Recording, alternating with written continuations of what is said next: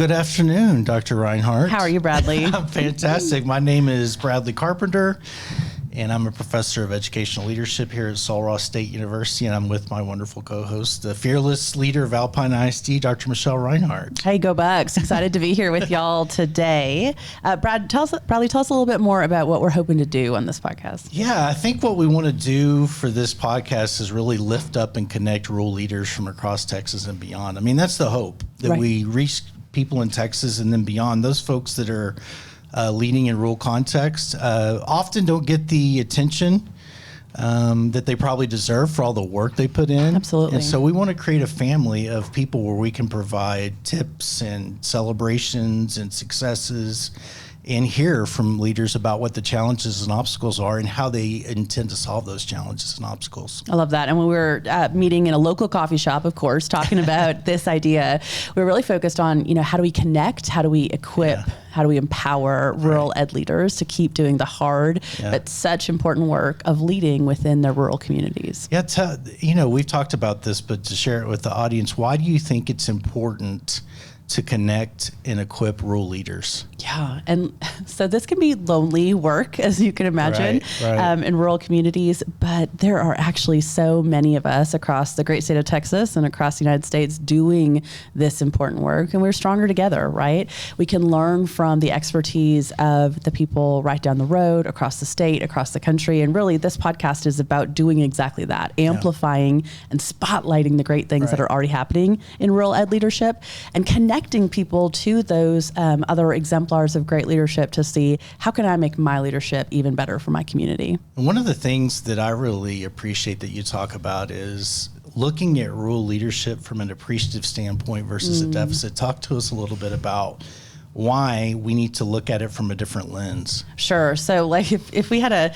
a show called The Problems of Rural Education, right? Like that could be a whole season. We could go in depth on that forever. But that doesn't necessarily improve outcomes for kids, or that doesn't necessarily improve our leadership. And so you and I both try to take this asset lens to say, are things tough in rural ed leadership? You bet. But aren't they also awesome? Yeah. And so what are the strengths and the blessings and, the unique ways that rural ed leaders and rural communities are positioned to have an incredible impact for their kids? Let's talk about those things and let's amplify those to help improve outcomes even further for kids across this country. That makes a lot of sense. And you've had a lot of experience. I consider you one of the leaders now in Texas for rural leader advocacy. That's what I tell everybody. And you've had several appearances in the Texas Tribune. You've been in Austin repeatedly. You probably know that road mile by mile. Very well. Yes, sir. How do you, while advocating for needs, share that message of positivity and the good things that are going on in those spaces? I love that. And that's such a good push because, and we've got lots of examples from here in Alpine ISD. Sometimes we can become so fixated on the thing we're trying to fix, right? And here in Alpine ISD, that's specifically an underfunding issue. We're one of the most underfunded districts in the state of Texas. Something I talk about a lot, wish I didn't have to, but here we are, right? But if that's the only story we tell, then people sit in that problem and it misses all of the great things that are happening every day in our district despite being one of the most underfunded. And so I think there's so much value in making sure we're telling those great stories of the great things happening in our districts while also being honest about the things that aren't so great, right? Whether that's an external a situation we're trying to solve like funding or some internal work we're doing as well. Yes, we can be working on growing and improving and addressing those challenges, but let's not miss the great things happening every day too. That's so important. I mean, I get messages now from family members that, did you read this about the CAD funding in Alpine? I'm like, yes, Dad, I read that. So good. Can He's you like, believe what this? is happening? And I'm like, I know. And so you would think from the outside appearance, you get this idea of poor rural community, poor guys, kind of that deficit look. But I think what you and I would like to do is really celebrate all the benefits of being in a rural community and that you're not less than. This could be an opportunity to seek. You don't have to go to Houston ISD or Dallas ISD to be an amazing leader. You can go to a rural community and have a very fulfilling professional career and that could be something you aspire to as opposed to a stepping stone. Absolutely. And that's some of what we'll talk about in this first episode. You know, we when we're meeting over coffee and tea and thinking about why would we jump into this crazy journey? What are we hoping to do in this podcast over time? We brainstorm like 10 different things we want this podcast to be about. I'm only going to kind of draw attention to a few of them here, but here are 3 of them. One is we really want this podcast to focus on why rural leadership matters. Exactly what you're talking about rural leadership is not a stepping stone to a bigger location. Right. It's an opportunity to have a profound impact in a community where you are known deeply and you serve deeply, right? But you're also connected in this really important way. And so recognizing that leading in rural context can be a profound and meaningful career aspiration in and of itself, where great work is happening every day. And so that's one of our visions, and you'll see some of that in today's show and shows to follow. But also we want to talk about, challenges and solutions, right? This isn't a rose-colored glasses, everything's easier and cheery and all of these things in rural places. So we're going to dive deep into problems that rural leaders face, but also, looking for those valuable lessons and innovative solutions to address those. Let's not stay in the suck, so to speak, in the problem part of it, but how do we actually see how are people addressing that in other places, and then how can we scale those successes back to our context as well. And that's a great segue to the third kind of piece I'll highlight as we're thinking about what this podcast is all about. You and I were like, we want it to be super practical. You and I can both talk about ideas. We love like books and strategy and research and all those pieces, but we want people to listen and connect and be like, oh, that is just like here. And then to walk away with actionable tools that they can use like this week to make a difference and to try something new and learn from expertise from other rural ed leaders too. Yeah, there's a couple of things you said that really resonate with me. On the last point, I don't listen to it as much anymore, but one of the podcasts that got me into podcasting was Tim Ferriss, who talks about leadership and entrepreneurship. But what he does really nicely at the end of his podcast, he gets granular. He's like, okay, what apps do you use? How do you use spreadsheets to track your, and I always walked away with like, I can try that in my daily life. And so, it would be nice for leaders across the nation in Texas to hear this and say, there are 3 things that I heard from that podcast and I could talk to my leadership team about. And that we can start, right away and give us feedback, talk to us, contact us, let Michelle and I know what's going on. The other thing that really resonated with me, that I think this is important because the stepping stone piece, I think I told you when I first met you, people were asking me like, you're leaving Baylor and you're going to where? To where, Sul Ross. Where's Sul Ross? And what is it about? And I'm like, I graduated from Sam Houston State University, regional university.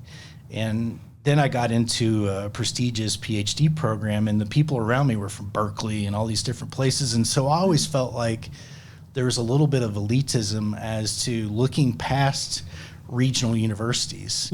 So it was a mission for me from the beginning that after I got tenure and kind of created a career for myself, that I find a place like Sul Ross and come back to and really kind of change the tone in education leadership of saying, what is Carpenter doing?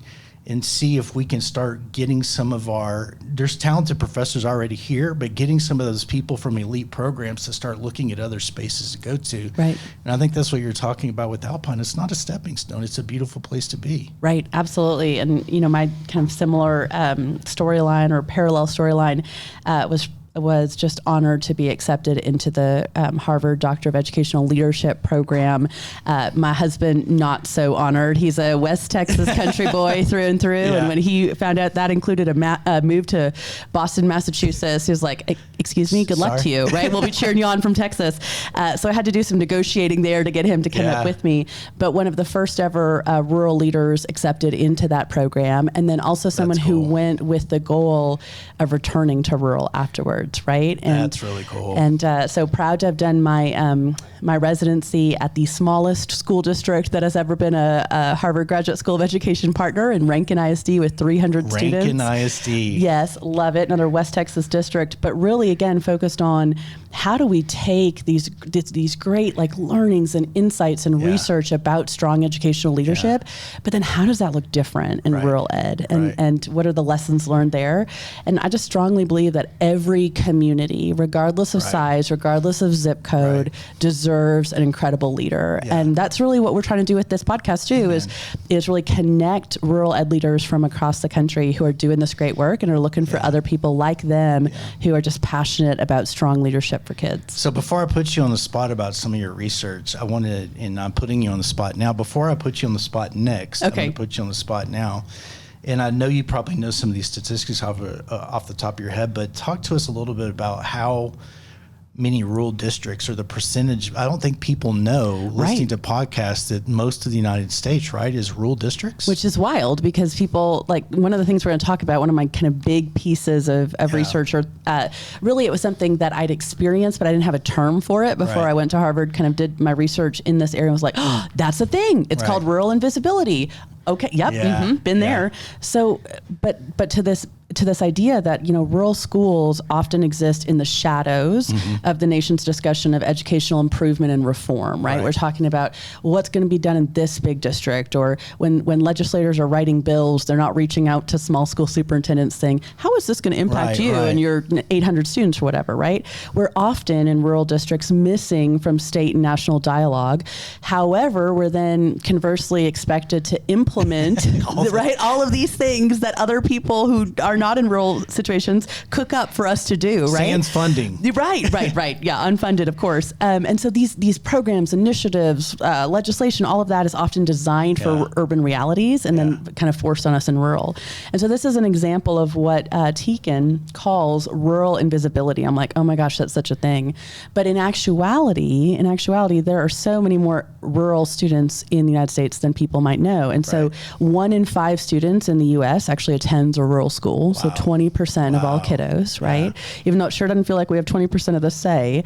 And there are more students who attend rural schools in the United States than the nation's 85 largest school districts combined. Wow. Right? So when we're LA having Unified, Houston ISD, New York City, right? When we're talking about these big districts, right? Add them all up, the top 85, still more rural kids. And you think about the amount of research and attention, and deservedly so. Right. And also, what about these spaces? Because I'm like you, the people that live in these communities, there's proud generations that live in Alpine. Absolutely. In every small community I've been a part of, and they deserve the same attention. Absolutely. The same sense of urgency and the same focus. So I'm really excited. Can I ask you, since you're going to talk about your research today, because you have a really interesting origin story.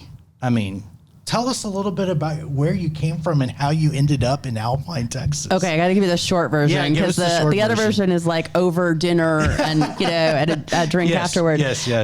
Born and raised in rural Ontario, Canada. Right. And through just this amazing story and this intervention, but not the bad kind, that brought me to Texas. I was a university student in Ontario, Canada. I was on my way to do a semester abroad in Perth, Australia, as university kids tend to do, wild and crazy things, exactly half the world away.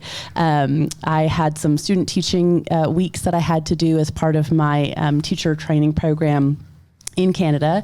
And because of when Australia starts school, I had kind of January and February off in Canada. And as you can imagine, anywhere in the world is warmer than Ontario, Canada in January and February. And so I was I knew I was going to be flying out of LA to fly to Perth kind of mid-February, and was looking for a district place I could go somewhere along the way. Hop on a train kind of in Detroit, Michigan, take the train across the United States, and then somewhere in the South stop and do some student teaching. And ended up seeing a picture frame of a road sign in Texas. I don't even know if I told you this whole story. Road sign in Texas, and that road sign was of 2 roads diverging, and it's actually about 35 miles from where we're sitting right now, Bradley. Way. Yes, just north of Fort Davis, Texas. And when I looked that up, and I knew I wanted to go to a small rural school to do my teaching, I knew it needed to be near Amtrak train station, because that's how I was coming from Detroit to LA. And there's a stop here in Alpine, Texas. Anyways, in so many ways, I was brought to this area, reached out to a local church to see if a family would host me for a few weeks, because you do crazy things like that in university when you don't have money. You've got courage. Sure, yeah. And anyways, my now in-laws offered to host me, and that is how I met my amazing husband. And we didn't get married that trip, that's kind of wild. But I did end up spending 3 weeks in Fort Davis doing student teaching, fell in love with this area, fell in love with a long, tall Texan, and then we did long distance and all the things. But that's how I was truly brought to this place, and part of my story of how you end up from Ontario, Canada, down in far west Texas. That's fascinating. We share some commonalities in the sense that I grew up in Belton, Texas. I'm a sixth generation Beltonian. And Belton, when my dad was growing up, was the same size as Alpine. Wow. And now it's, located between Killeen and Temple and Waco. So Central Texas has exploded. But I felt that sense of community that small towns give. So my parents were both public school teachers. I was always up at the school, at the pep rallies. Yes. My dad was coaching mock trial at the house, like all of the things. And I was so excited about being with older kids in the spirit of high school. We even have like a 45 record of an old Belton pep rally. They So put them on 45 records. Of course, why not, yeah, right? It's insane. But, coming to Alpine felt almost like coming home. I mean, we have family here that my grandfather's brother started a real estate agency here. So it's like, it feels kind of full circle of kind of fate-ish. Like you're talking about, you see signs and you kind of follow your heart. And I think that's one of the things that we share is we followed our hearts and ended up in this space and really care about this space in a different way. Right. And one of the things I tell our teachers and faculty is that each of us has an Alpine story. Each of us has a story of how we were brought to this place at this moment in time to serve these kids here, right? To be part of this story and this place. And that's some of what we'll talk about today as we dig into like, how do we really define rural education and what makes rural ed so special?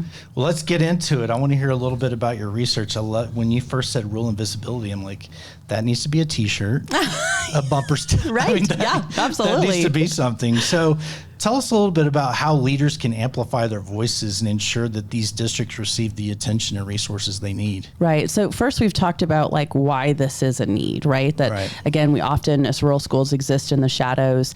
Here in Texas, interestingly, we have over 700,000 rural students. So Texas as a state has the largest number of rural students in the United States and the largest number of rural schools. But here's what's wild.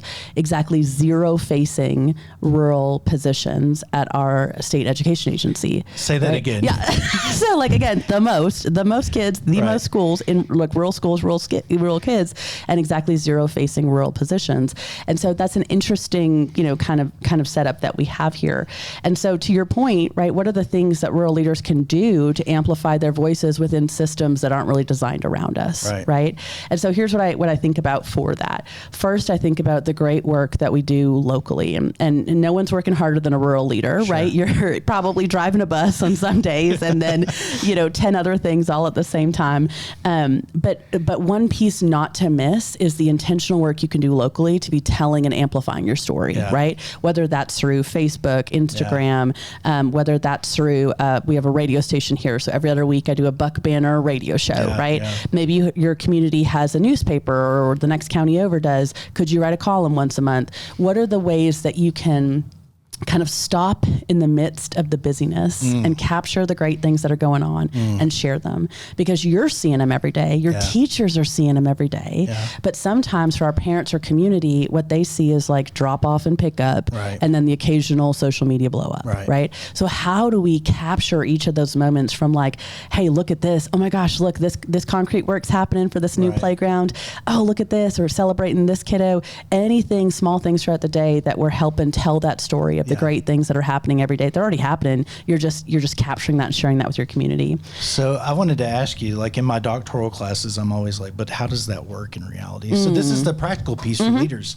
How do you carve out space, being this uber busy rural superintendent, to do those things purposely? Right. So a couple things. One is like systems, and then one is it's something that you train yourself to do. So systems meaning, like in our district, each campus has a social media coordinator who is a teacher who gets an additional stipend to capture things that they're sharing every week that are happening from their campus, or that other people then share things to them, and they're the one that posts it, right? So we have that kind of system where each of them share shares things from their campuses. No campus wants to be the campus without something on social for the week. So it's kind of positively reinforcing. But then I'm on too. And so we were talking before we hopped on, my lunch break was taking pictures we'd captured this morning at some amazing pep rallies celebrating our teachers, and putting those online, quick sentence or two, boom, right? Takes 10 minutes, but now it's up. And so those kind of things, when I'm just walking around and seeing the great things that are happening, taking a second to capture that takes 3 minutes to get it online,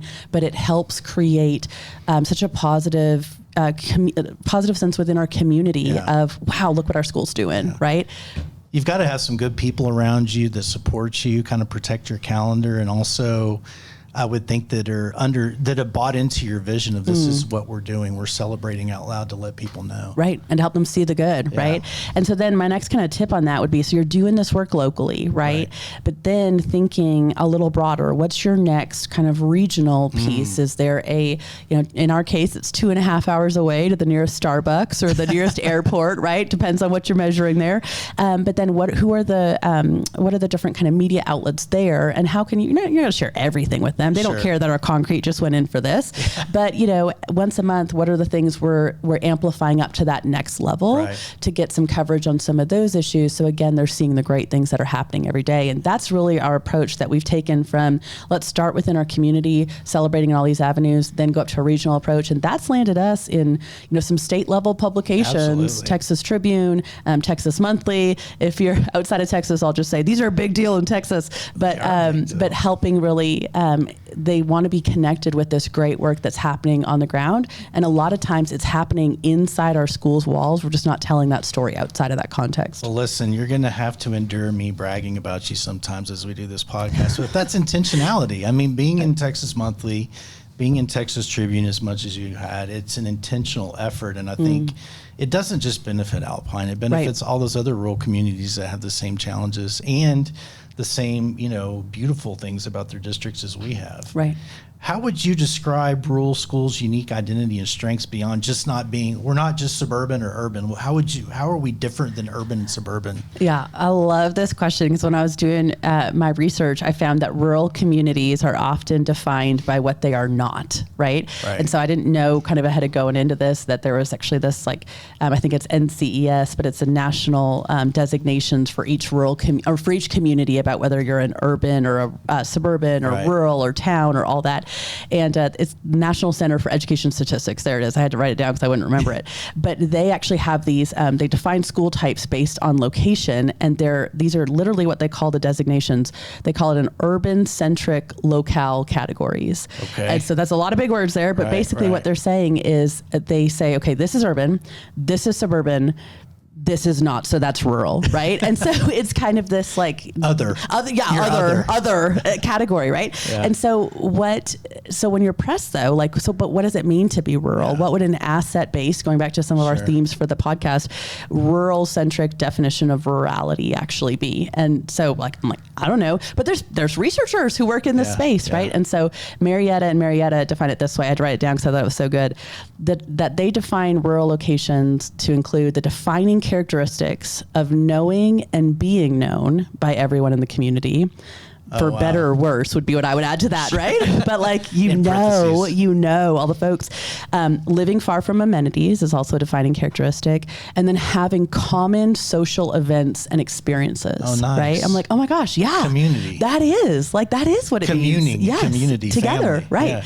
And then Teakin, in her book, and hers is called Why Rural Matters. Also, Marietta and Marietta's was called, I had to write it down because I wanted to share it with y'all in case you're a book junkie like me too. Marietta wrote Rural Education in America, What Works for Our Students, Teachers, and Communities. Really enjoyed that one. And Teakin wrote Why Rural Schools Matter. And here's what Teakin says, how she defines what it means to be rural. She calls it a geography-dependent sense of belonging. And I love that, right? Sense of belonging. It means something to be a buck. We are the Alpine Fighting Bucks. Right. And if you're from Alpine, that means something, right? Once a buck, always a buck. Sure. And she says too, I want to read this whole quote. She says, rural in this conception is not simply a matter of boundaries. It constitutes one's identity. It shapes one's perspectives and understanding, and it gives meaning to one's daily experiences. This identity, this shared and place-dependent sense of belonging, gives rural its significance. Oh my gosh. Isn't that good? I got this feeling of warmth because when you were saying that quote, I was thinking about faces in our community that I know and how much they care about Alpine. Right. I mean, my daughter's playing volleyball this year, and Go Bucks. every time we got to get that. Every time we would be in an away game, the pride and the people. It wasn't just the moms and dads, it was the grandmothers and the cousins and the aunts and the uncles that were showing up to games. So, Right. And so when you were saying that, I thought about that identity of why is it that people feel that way? And I think it's something really special that we need to celebrate. Right. And so much richer than just saying like, not in the city. Right. Sure, Like yeah. that's where that kind of urban centric definition Yeah. of rurality falls short, is it doesn't actually capture Right. what's good and great about being in a rural location. Yeah, it's a real deficit. Don't define this in deficit relation to cities, what they have to offer. Right. I like that. And, I want to take just a second to say one of the things that we'll do for our listeners is when we mention texts and books and tools, we'll add links to those in our podcast feed so people can find Love it. those resources. Love it. You wear tons of hats. Tons. Do you have your bus license? Do you drive? I do not, only because I have not had time to get my CDL, which that I'm ties sure into there are this rural nicely. superintendents that may have their There CDLs. There sure are. But what are some of your biggest challenges that you're facing right now, and how are you successfully navigating them? Sure. So kind of to this idea of like what makes rural different or challenging, what Yeah. makes the rural superintendency different or challenging. In rural districts, from teachers, custodial staff, all the way up, you've got all folks having super expansive workloads, right? You're not just one thing. Right. You are all the things. You help with driving buses. You Right. help with going to open gyms. We're setting up today for those pep rallies. And then I'm also the communication department, making sure we got pictures to put online afterwards, et cetera. It's all those different things. And role multiplicity, right? You do all of these different things at the same time. I'm going to take you back to one of my courses at Harvard, and we were studying in depth this idea about central office reform and some really like insightful research that's come out about how can central offices within school districts really drive innovation and, Right. and improved outcomes for kids. And I remember there were 10 different priorities that you should have within your central office. And again, this was within a program that's very urban centric, right? Sure. And so, but I remember asking the class, like, okay, I agreed, all of those 10 things are important. Which of those would you prioritize if you were a central office of 2 people? Because that is what rural central reality. offices look like, right? Right. When folks talk about your leadership team, I'm like, yep, I'm ready for it. And That's who me. is your leadership Right. team? And so in Alpine, we have a bigger leadership team than many small Sure. districts. We're a district of about 900 students. And Right. so myself, and I have a director of curriculum and federal programs. We actually call her director of all the things, which is such a rural title, right? I have a CFO who runs our business office side of things, but the 2 of them are also like, if any emergency happens, we go do all the things. Right. The 2 of them and I were the ones setting up for the 3 pep rallies at Right. all the sites this morning, right? And then we have a principal on each campus Yeah. as well, right? And so That's the leadership That's team. the leadership team, Right. and amazing folks doing amazing work, and really doing the real work on their campuses as well. And so when I think about the biggest challenges we face in Alpine, I won't get into the details here on many. We can talk about that another time. Sure. But I really think about when in a rural space where you're trying to do so much and you Right. serve in so many, your school serves in so many capacities. The school is the center of the community. The school is providing childcare and healthcare and mental wellness counseling and all of these different pieces. How do we help? How do we do this hard work in a really fun way, but also in a way that doesn't completely overwhelm people, right? Yeah.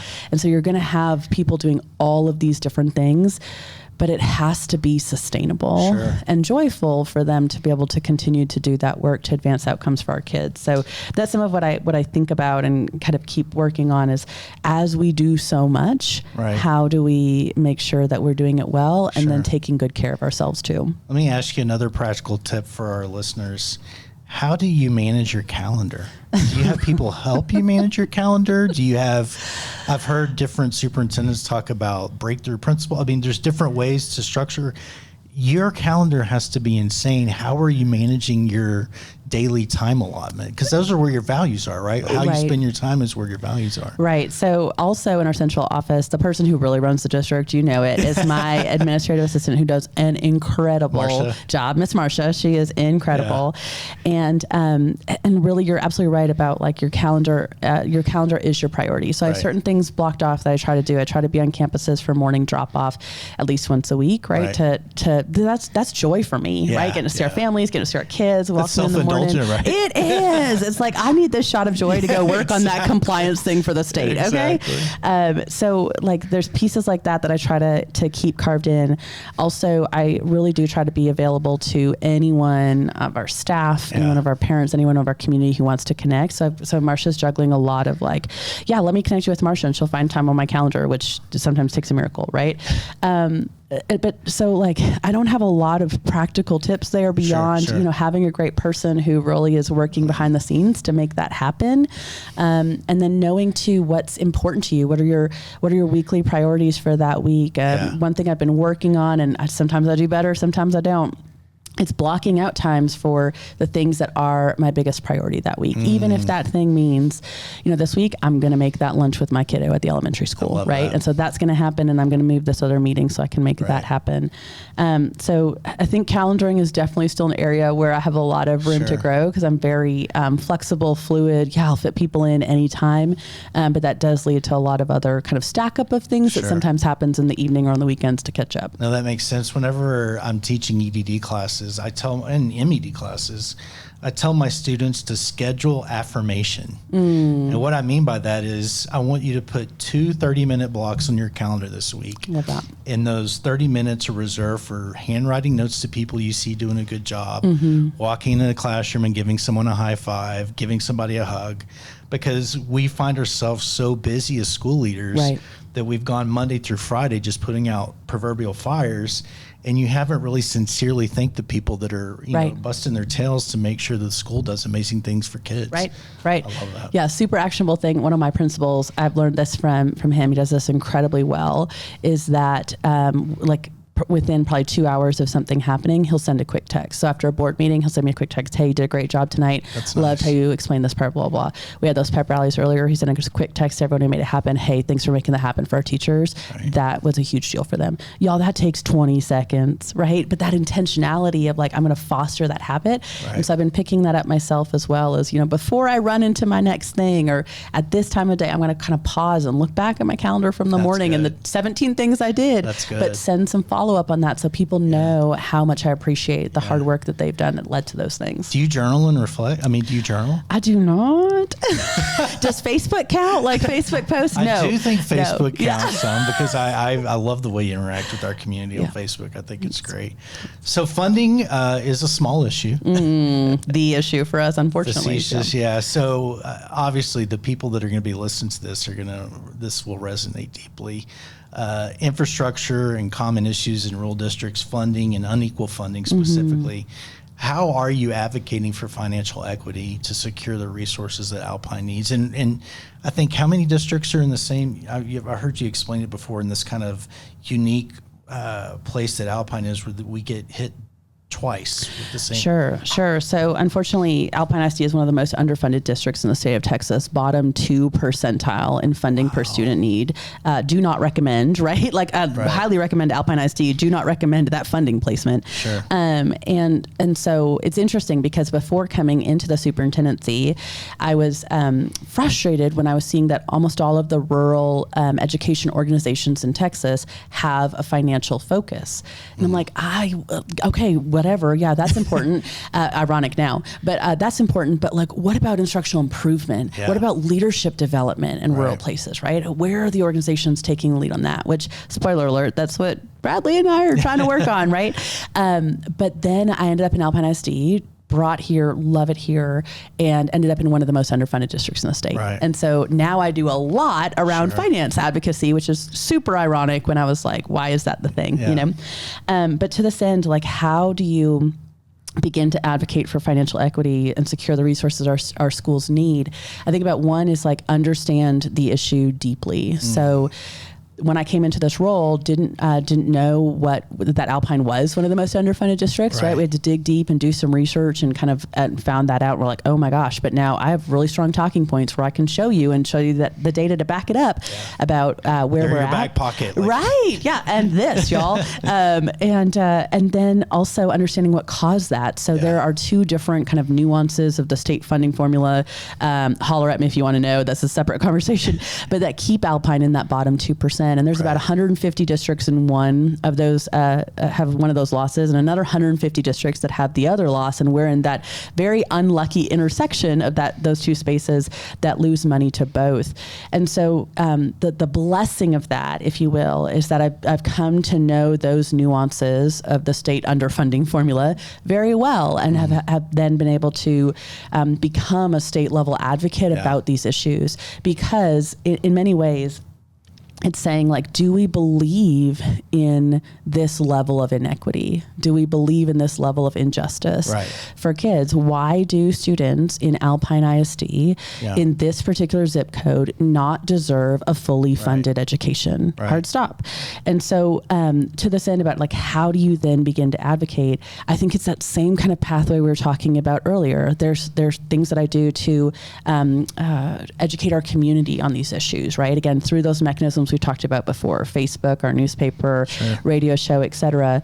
But then it's also building relationships with state legislators, going to Austin, which in our case is 7 hours from here, and speaking face to face with legislators, testifying at different committees about these particular issues, and really trying to help kind of pull back the curtains of, like, this is what's happening in our state. Are we okay with this?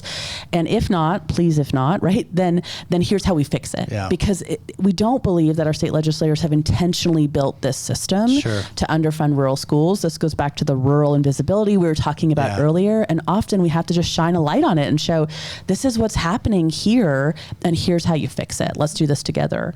So that's one kind of way, and that's what we're working on to really unlock some of those nuances that weren't designed with Alpine in mind, but have led to underfunding here. The second side, and this was new to me coming into this role, is philanthropic support. And so here in Alpine, we've been blessed to build strong relationships over the past 2 years with some local and regional philanthropies who realize that, like, leadership matters. And they are always looking for organizations led by great leaders who they can come and partner with. Let us make a small investment in a project in your district. Show us how you do with that. And that, initial investment of $25,000 from a philanthropy 2 years ago has now ballooned into over $1 million in philanthropic funds that we've received to do amazing things in our district, because we proved our ability to really be great stewards with those dollars and to do great things for our kids. And so I think that's an area that, ahead of coming into this role and being connected with some philanthropists, I didn't realize how much opportunity there really was for rural districts in that space. That's a great learning. I mean, that's a workshop in the future, is collaborating with philanthropic donors. I love the way you frame it of, like, here's the data. Are you okay with this? Like, here's the data. Here are the data. Are you okay with this? And my thing that I've been saying over and over again is make it make sense. That's like my professorial follow-up is make this make sense. So that, and I have to ask you just a selfish question. Do you go to H-E-B when you make those runs to Austin, Texas? I tell you what, I think my husband looks at our bank account afterwards and he's like, 5 Starbucks stops in one day? And I was like, well, yeah, because there was, like, the morning before I went to the Capitol, and then the Austin before you leave Austin, because you might get stuck in traffic for like an hour. And then there's one in Dripping Springs, and the last one's in Fredericksburg. You don't have another stop for 5 hours. So what are you supposed to do? He's looking, he's like, okay, here come the Starbucks. We got a budget for Starbucks. That's exactly right. So, the outward looking view into rural districts is that they're traditional, you know, Friday night lights and, you know, community showing up. I love the way we celebrate our students with the send-offs is just fantastic in this community. But they often don't see us as hubs of innovation. What are some of the innovative practices or programs that you're implementing currently in AISD? Okay, so I love this, and I'm going to get to some specifics in a minute, but I'll kind of pivot here and talk about it. A lot of times when researchers are looking for sites of innovation or whatnot, they look to charter schools. They think, well, there's like less regulations, they're smaller in size, they're more agile, they can do things quickly. I'm like, hello. Rural districts. Do you know what I mean? When I had a conversation with a parent just this week, which happened at our kids' youth basketball game, which is that whole like role multiplicity. Like, you're the superintendent, and when you're a parent, you're also the superintendent, like all the time. But this parent was asking me, "Hey, I want to bring this like national level volleyball camp here to Alpine." Yeah, isn't that exciting? Bradley and I we hadn't even talked about this yet. And she's like, "I want to bring that here, like." What do I have to, who do I need to talk to? What's the process? What forms I have to fill out? I'm like, it's done. That's it. Approved. Right. Yeah. And I was like, we got to work out the details, but that's it. Like, it's as simple as that about let's go, let's make something happen for our kids. And so that just kind of shows the agility that can often exist, right? Within public schools, is that we don't have those like layers and layers of bureaucracy. We know each other in all these different ways. Another mom had stopped me recently at a different youth sports event to talk about lighting at our community baseball fields, which we don't own, but talking about, hey, could there be a possible like district collaboration to make this happen for youth sports in our area or whatnot?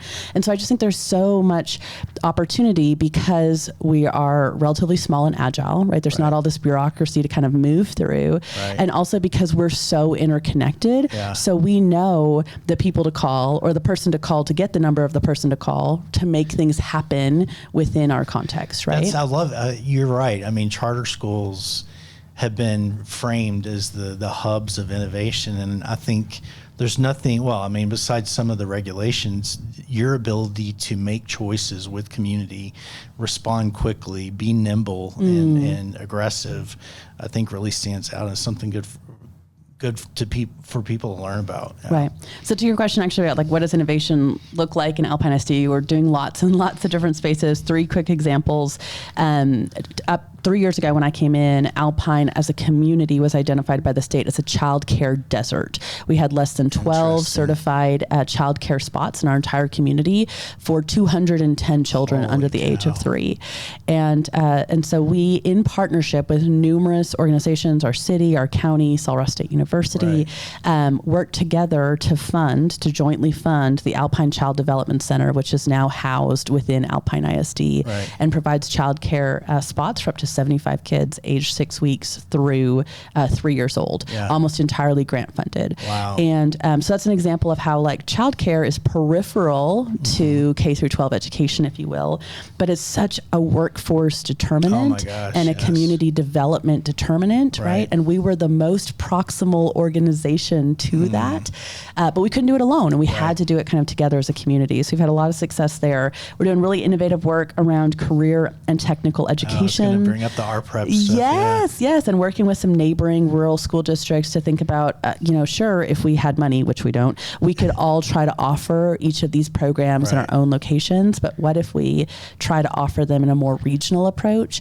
where there's a certified nursing assistant program here that kids from all 3 districts can attend, and then there's a business program over there that kids from all 3 districts can attend, and so you keep your identity. We're not talking about consolidation, right? Each is its own district, and you've got your own like place-based sense of belonging, like we talked about earlier, but access to opportunities that no one district could replicate on their own. So doing some exciting stuff there. And then also thinking a lot about grow your own and how we grow our next generation of teachers from within our ranks, within our paraprofessional ranks, et cetera, and what it takes in a changing context nationally where fewer and fewer people are going through traditional certification routes, what it takes to really train and grow and support our next level of teachers. Now, you've covered so much today. I want to ask you kind of one final question to be mindful of our listeners' time. Looking at the future of rural education, What are the biggest opportunities and challenges for rural education? Small question. Yeah. And what advice would you give to aspiring rural educational leaders? I love that. So here's what I would say to that. I think there's never been a more important time for rural schools to be telling the story of the great things that are happening every day within their schools' walls. And your staff know it, your kids know it, but make sure your community knows it, right? And then our legislators know it, and our surrounding community knows it as well. And that goes beyond just like, hey, we're telling a good story, but it also helps drive the narrative about the goodness of public education and the opportunity of public education, and what it's going to take to sustain public education in our state and across the nation. So I think that's really an area that there's so much opportunity for, and for that to be happening from within rural places, right? Other advice that I would give aspiring rural ed leaders is this is the work, right? In a rural district, and this is coming from someone who never wanted to leave the classroom, because I was like, teaching is the real work, right? And it is the real work. It is. But rural ed leadership equips and empowers teachers to do amazing things every day for their kids. And, when we're talking about leading within public schools, that is so powerful in rural communities where the school acts as, it truly is the center of the community, right? And the community's future vitality is so closely tied to the success. Interdependent. Yes, of its public schools. And this isn't just educational leadership, right? This is community development. I love that. And community leadership. And so whether you're a teacher who sees themselves as an aspiring leader, hey, spoiler alert, you already are a leader, to a campus leader, to a district leader, right? This is the work for our communities, or for our community's children across the United States. No, that's fantastic. We want to thank our listeners again for joining us. We're thrilled to have you join the Rural Ed Leaders podcast. Our plan is to bring you at least 2 podcasts per month. In our next episode, Dr. Reinhardt's going to switch the tables on me and put me in the hot seat, and I'll discuss a little bit about the current state of rural ed research, sustainability of rural education efforts, and our future plans to unite rural educators from across Texas and beyond. I do want to say to the people that are interested in this, you can find us on X, Facebook, and LinkedIn if you just look up Rural Ed Leaders. And I have to thank our amazing people at Sul Ross, specifically Bobby Greason, because we're doing a professional level podcast that we can get out to people, not just in Texas, but all other rural places across the world. So we're very thankful for our partners at Sul Ross to give us the space. And thank you, Dr. Reinhardt, for taking time out of a busy day to do this with me. I think it's going to be something really special for everybody. Excited about it. And to all of our listeners, rural ed leaders, you are doing the real work of changing lives for the children of your community. So appreciate Thank you y'all. guys. All right. Have a good day.